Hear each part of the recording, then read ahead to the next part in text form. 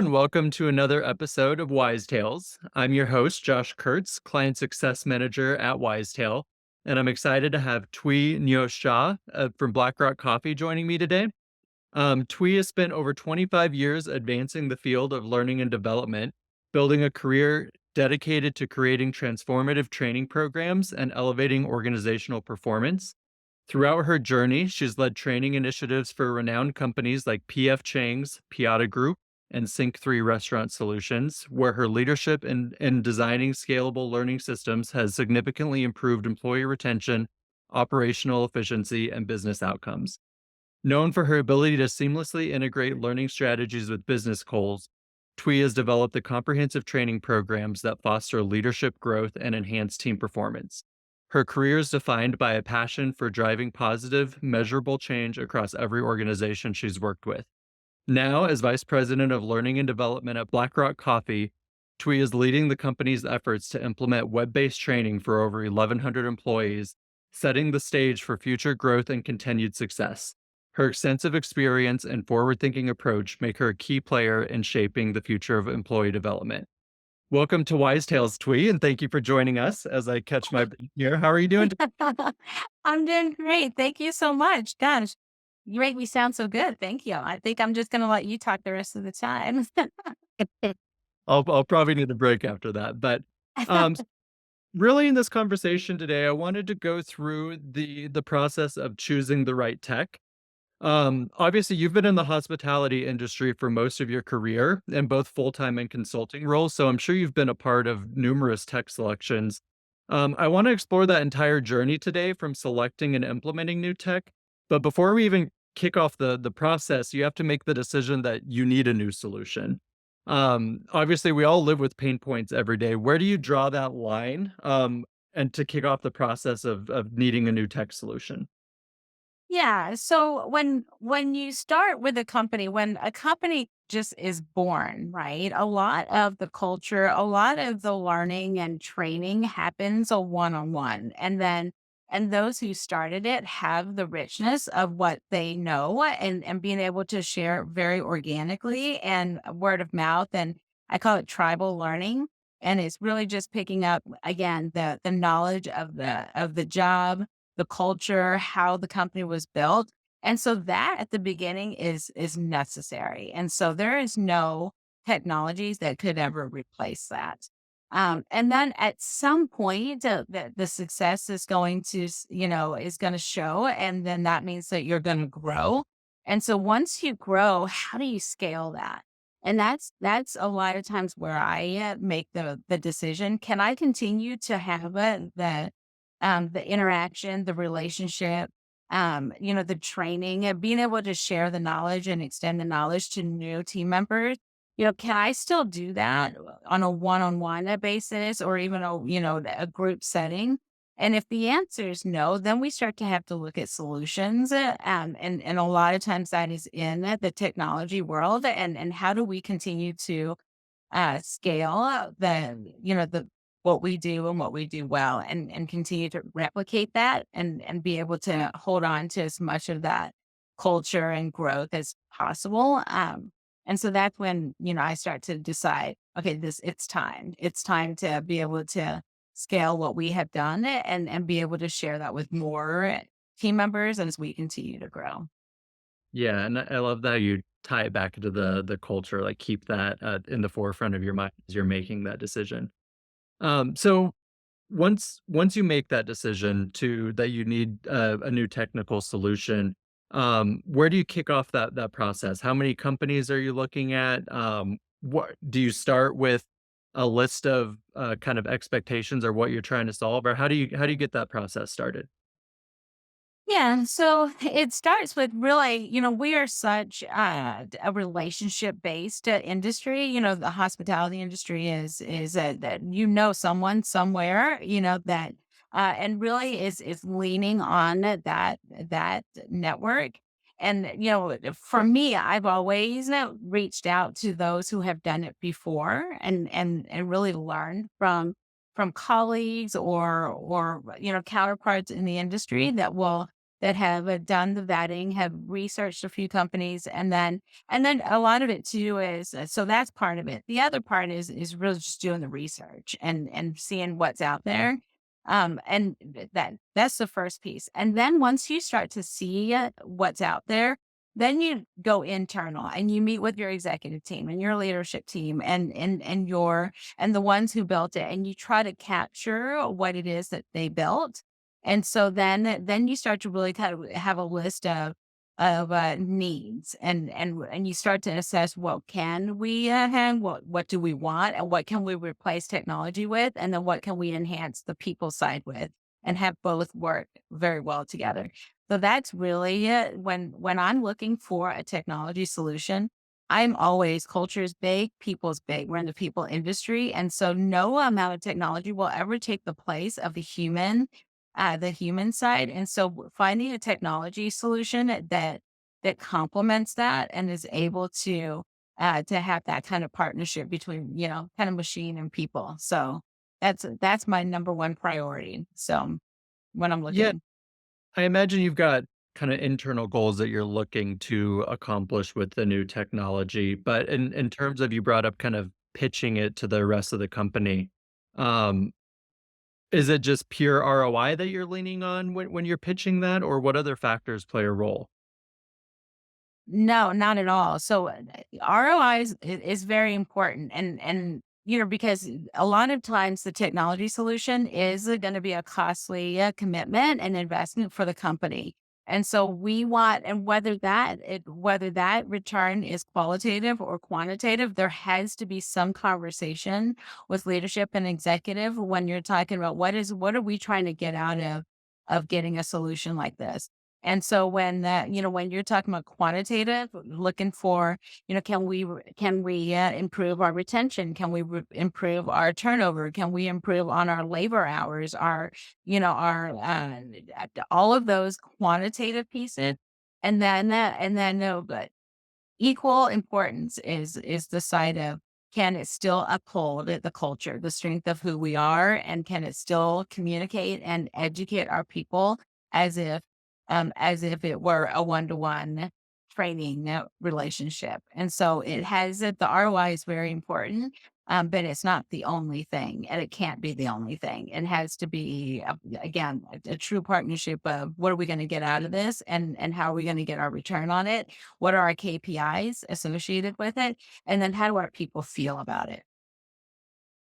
Yeah, and again, I like that. I love that you keep bringing it back to culture. So when you've got the set number of different tech solutions that you're looking at and kind of comparing them, um, one thing in my role in customer success, like especially when I'm onboarding a new client, is Mhm. they're really nervous about that support piece of it. They're really nervous. Like I was, my hand was held all the way through the sales process, and after I sign, it's probably just gonna drop off. Like, how do you scope out that part? You had mentioned that you kinda lean on contacts within the industry, but, how do you find that, I guess, cultural fit with the tech partner? Yeah, and especially Josh, in your role, like this is someone that in your role, and someone like me who's looking at, there has to be a relationship there, and there has to be a conversation there. And I'm not highly sensitive and paranoid that you're gonna leave me. And so that conversation starts right from the beginning, and that commitment is, I'll take you on a handshake if you tell me you're not going to leave me. And even if you did, that you would have someone, in the wings that will be able to have that same, that really kind of to not disrupt the relationship and the flow and the momentum of building a new solution. And so that is top of mind for me always. It's not, there's a few things, and maybe I'm jumping ahead, but there's the cost of the solution. There's the it's the customer or client relationship is very important, because there's nothing worse than to have that relationship and to have a beautiful, great relationship, and we stood this great solution up, and then there's no one on the other side to help us take it to the next level, the evolution of it. All of that is part of the conversation. Standing it up is just the first part of it, And it's not even the most difficult part. Sometimes I believe that, the relationship and the evolution of how it works is just as important. Yeah, and I felt multiple parts of that. I've been brought in the sales process to start building that relationship and then onboarding, new customers. Obviously, it's important to build that relationship right up front and make Yeah, sure that you've got a good working relationship and that it's a cultural fit. absolutely. Um, so moving on, now that you've chosen the right, tech solution, that's really just the start for a large part of the organization. Because to this point, it's probably been you and a few leaders that have been going through the process of choosing the tech, but now you're really getting the rest of the organization involved. Mhm. How do you bring them in, and how do you work with the other teams to implement it? Yeah, and so, I'll go back to the selection process of the right solution first, and talking to executives, sometimes it's the easier part, right? And so because that if you're an expert in the field, then they're going to trust that you're going to pick the right solution. And when you pick the right solution, one of the things that I do want to mention is that a lot of times that when you pick a solution, you pick too big of a solution for what your company is ready for. And so that you should always consider that is that, what are you internally as an organization ready for? Because you can buy all the bells and whistles and pay for it and really only use 10% of it in a year or in a year and a half. And so really being able to pace that out and really negotiate the right pricing for what you need at the moment and then how the system will grow and evolve with the company. So that's I just wanted to make sure that we talked about that in the selection process. And then next, after we've made the decision, then it's picking the right subject matter experts because to be able to translate what we do and what a company does from a learning and development perspective, to translate that from a one dimensional piece of paper to a live interactive web based is a little bit more involved than one might think. And so to be able to set the expectations with the core development team. That to be, and it's every department has a role in that because eventually every department will want to be on this new LMS platform and be able to communicate and educate and all of that with the company. So and so you pick the select few that are going to be your core team and the subject matter experts that will be able to extract that content from people onto paper, onto an LMS module or an interactive module that can do exactly what made it magical for you and for your company at the beginning, and being able to scale that as you continue to grow. The scalability of it is a huge conversation, and which is why one would even consider, partnering with an LMS solution. Yeah, and with that core team that you're talking about that you're gonna use to help implement the process, I'm sure to an extent, you're excited about it. You just went through the process. You've built the value and built the business case around it. I'm sure some of the people that you're bringing in on that core team are kind of even rolling their eyes like, "Oh, great, another tech solution. How is this?" Like, how do you win those people over? Do you have to start from square one and kind of build the business case with them, or is it more just like, "This is the decision that was made, and this is what we need of you"? How do you win that team over? Yeah, because it's not. I laugh because it's never you're gonna do it or else. It's never that because then you'll build it and no one will use it. And if you don't have the buy-in from the very beginning, you're kind of dead in the water. And so that core team that I bring on to develop the modules and the courses and the curriculum is is to convince them, is to talk to them about, well, what's hard for you? What's difficult for you? And to really kind of have that assessment of, Mm. what would you like this system to do for you? And then you start to build and solve for that. And then once you get that buy-in, then that same mentality and that same approach goes to the broader group. And then, and it the solution will speak for itself. If you can make my job easier and if you can make it more streamlined and more efficient and you can give me the resources that I can access, whether it be with a trainer or on my own, if I just being able to support all of the different learning styles. If I can do that for you and solve for some of your pain points, then that wins itself. Then the platform, the technology wins itself.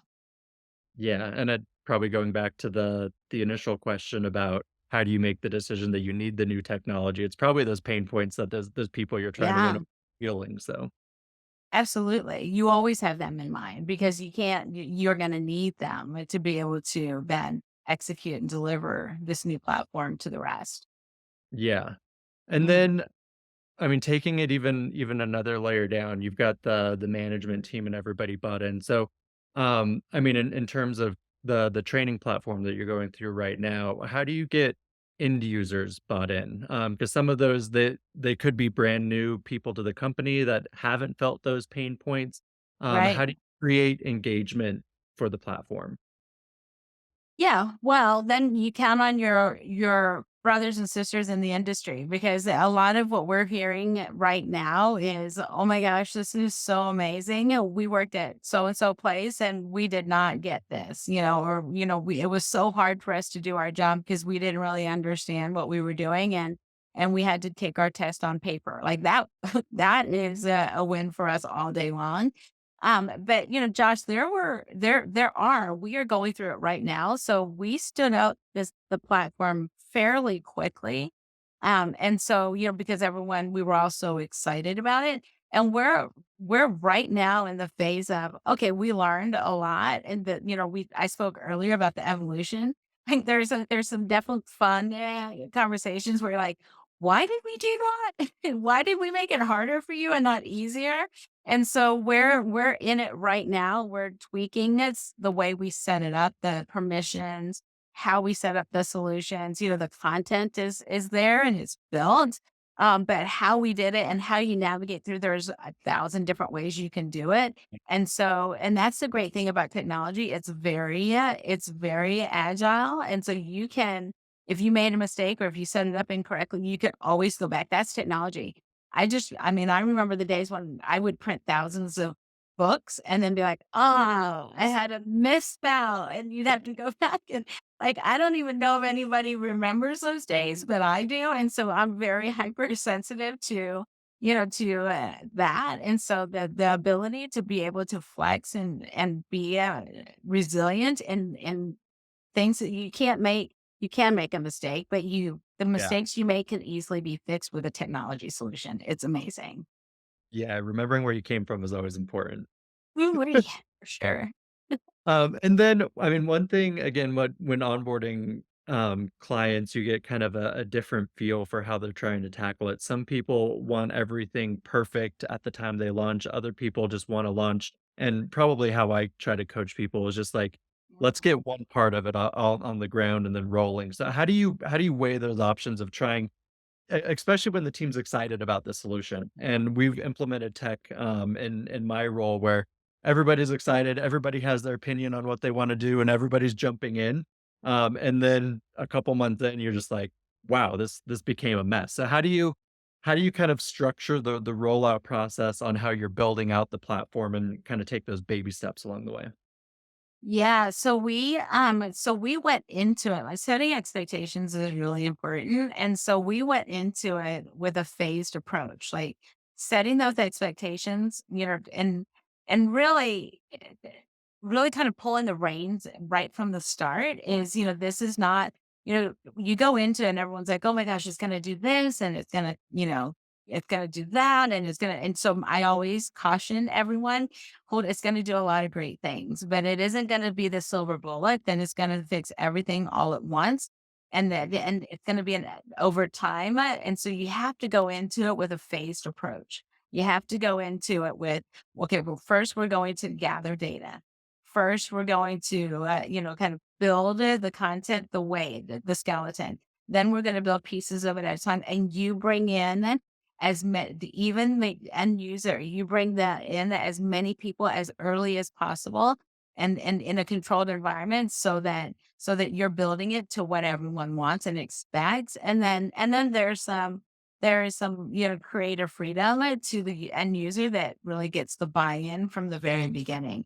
But being able to control that and asking the right questions, having a really detailed, phased outline, and then with the expectation of there will be some scope creep and some we want this now and kind of thing. But you really have to your core team of developers have to be really disciplined, and then there's a communicator, there's someone who says, okay, here's where we're at. We know you want this, but and then giving the expectation of when can you expect that. And so just setting clear expectations right from the beginning has helped us.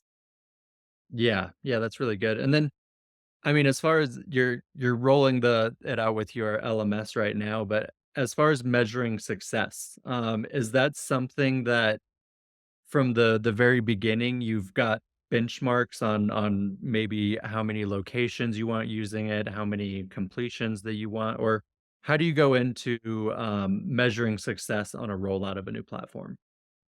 Yeah, so for us, we had a phased approach. So we started with a few pilot users, and then we tweaked and did what we needed to do to continue to improve it. Then we took it, but we didn't take it by region because we didn't want to control it that way. We took it by roles of the organization. And then we brought in our leaders first and let them go through the courses.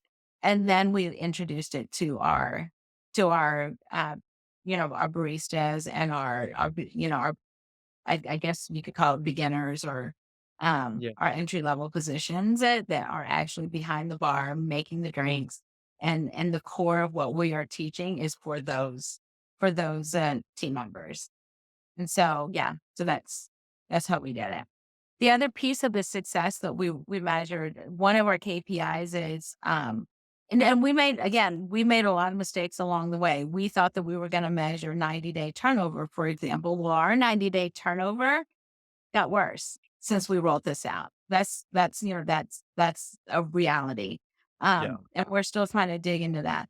But something that we need that when you are deciding on an LMS and the different phases of it, success isn't immediate. This is a long term, and the leadership team has to understand that. And what I mean is, so for example, we launched it in June for everyone. Everyone was on board. Everyone was taking their courses online. And so, everyone's anxious for the KPI and they were looking for those KPIs in July and August. Well, we still have people still going through the courses. We still have, we're still trying to tweak it. So we're not going to get that kind of success in such a short period of time. Yeah. We're looking more annualized. We're looking at year over year. So we still have some runway in trying to understand where we want to win and where our KPIs are. And so, one of it is, like I said, we know we're going to save on labor and training hours. We know we're going to get better with retention. We know we're going to have more success in the knowledge transfer. We know Mhm. all of those things. We just, as an organization, that when you're doing it, it just has to understand the patience that it's going to take and the time it's going to take to be able to really see true success when it comes to those KPIs.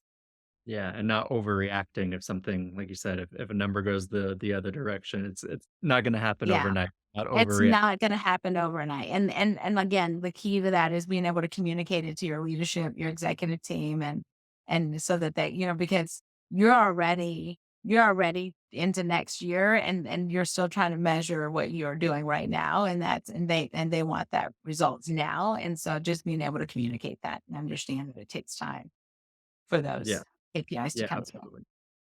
absolutely. So when kind of zooming out now, when you're looking at the entire process as a whole, what are some best practices, I mean, that you've learned through all of your tech implementation, some best practices and maybe some lines on some tech rollouts that didn't work? Yeah, so it's landmines. That's so the landmines. So some of the things, setting expectations is key. setting Yeah. expectations, picking the right team, to develop and to build the system out is key. And really kind of understanding that you're going to misstep. And so as long as everyone understands that, we're going to try, try and fail and try again is a lot of what this is all about. So we've made the commitment to the technology solution. So once we're there, you just got to build the right team. You got to set expectations, bring as many people along the process as possible so that there's less time going back and explaining it and justifying pieces because that takes time away from the development and the build of the platform. And so bringing as many people along, asking for feedback as much as possible. The watch outs is asking too many people. I know I'm talking out of both sides here, but this is, you pick your key core people, you decide who those people are going to be, and you give them a sense of ownership to it. You give them a sense of like participation in it. But then also just be careful with the amount of people you have involved in that initial build because then a lot of like kind of cooks in the kitchen, they will slow down the process. And so be very mindful of who that core group is. And so that would be my watch out is just not to ask, what you need, you remember you did the needs analysis before, what you need, what you want to build. And so you're directionally correct. So don't, the watch out would be, scope creep is a big deal. And so try not to get too big in front of your skis when you're building it out and understand the phased approach of this is where we're going to start. This is the next phase of it, building out a really kind of thoughtful timeline and then sticking to that. And then know that you can always go back and tweak and fix and whatever it is that you need to do. So you're not going to build a perfect, that's the other watch out. Don't think that it's going to be perfect because it's not. And then give it some time to sink in and give it some time for the team to understand the system. You're going to learn a lot. At some point down the road, you'll be able to say, okay, this is where we were and this is where we are from a development perspective. That's a win. This is where we were and this is where we are from a KPI perspective. That will be a win. And so just really, really set those milestones and try to meet those. And then that way it will be uplifting and not so overwhelming. Yeah, and my next question is probably going to go more towards just the ongoing use of tech, but something that I see a lot of organizations and even organizations that I've worked in struggle is with turnover. So if one person leaves that has a lot of that tribal knowledge with that solution, you lose a lot in those instances. So is there like any SOPs or any processes that you've had around documentation to help that? Again, maybe not even just in the rollout process, although I'm sure that could have a roadblock as well, but just kind of the ongoing maintenance of the tech solution. Yeah, and so we again took it in a phased approach. So the very first, our priority was to get the core team members trained. Like it was a regimented, like just a curriculum that was built on the days of training, the hours of training. So we were able to capture a lot of that. And then also there were a lot of resources. And so just going on there and training was one piece of it. The other was we built a resource library at the same time on a parallel path so that we could grab as many, not because we were afraid of like losing the knowledge of it, more about the need of being able to capture everything. And we weren't just capturing, building, and then moving on to the next. There were a lot of parallel paths when you're talking about capturing the data, the information, the content, the all of that. And so we built a resource library, an SOP, and then we met with all of the department heads, and then we pulled into putting